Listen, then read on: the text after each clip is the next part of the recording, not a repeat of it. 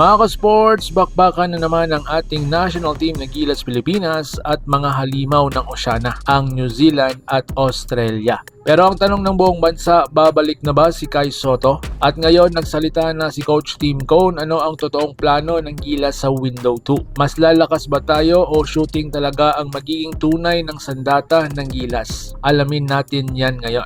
Kung di po ang ganitong content, pa-iwan follow at pa-subscribe na din. Tara po, simulan na natin. Mga ka-sports, anong status ni Kai Sotto? Coach Tim Cone nagsalita na.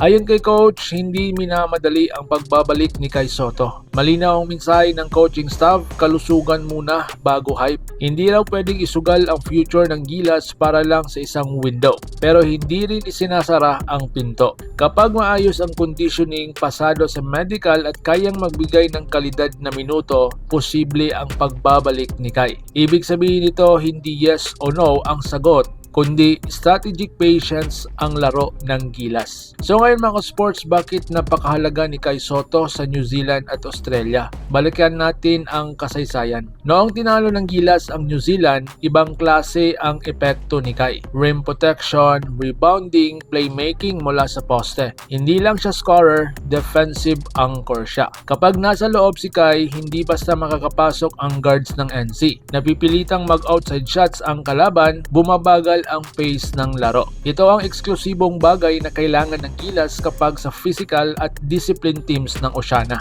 Pero ito ang twist mga ka-sports. Shooting talaga ang totoong sandata dito. Kahit may kaiman o wala, shooting talaga ang maging susi ng ating national team. Ito mismo ang diin ng coaching staff laban sa NZ at Australia. Hindi sapat ang height, hindi sapat ang puso lang, kailangan mo ng spacing at shooting. Kapag pumutok ang Perez, Ramos, Oftana, Thompson, Newsom, kahit anong depensa mababaklas. At kung may Kai sa loob, nako, mas lalawak ang court, mas dadali ang open shots, mas deadly ang Gilas. Kung wala si Kai sa window 2, may pag-asa ba tayo? Ang sagot, posible oo. May system base na ngayon ang Gilas, mas disiplinado, mas organized, mas handa sa international base. Hindi na ito hero ball, ito ay collective basketball. Pero malinaw din ibang level ang Gilas kapag kompleto. Ang mas malaking larawan, hindi lang talaga window 2 ang iniisip ng Gilas. Ang focus at tinitignan ng national team dito ay yung long term, kagaya ng Asia Cup, World Cup qualifiers, Olympic cycle. At si Kai Sotto, pang long term na sandata ng bansa. Sa tingin mo mga ka-sports, dapat bang ipilit ang pagbabalik ni Kai Sotto sa window 2? O mas tama bang maghintay at ihanda siya para sa mas malalaking laban? I-comment mo ang iyong opinion sa baba at babasahin ko yan. I-like, i-share at mag-subscribe para sa mas malalim na Gilas Pilipinas analysis. Ito ang bagyong yugto ng Gilas at nagsisimula pa lang ang laban. Laban Pilipinas puso, so paano?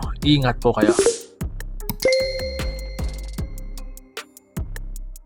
Mga ka-sports, kung hilig ninyong bumili ng mga Gilas jersey, Gilas accessories at mga gamit na pang basketball, habang nanonood po kayo sa aking mga videos, kindly check this basket on this lower part ng ating video at magpa-pop up yung ating mga items sa gilid. Mga legit po yung mga items dyan, and see to it po na makabili po kayo ahead of time kasi meron po yung mga discounts and mga promos depende po sa seller. And also, kunting suporta din as a content creator po. Salamat!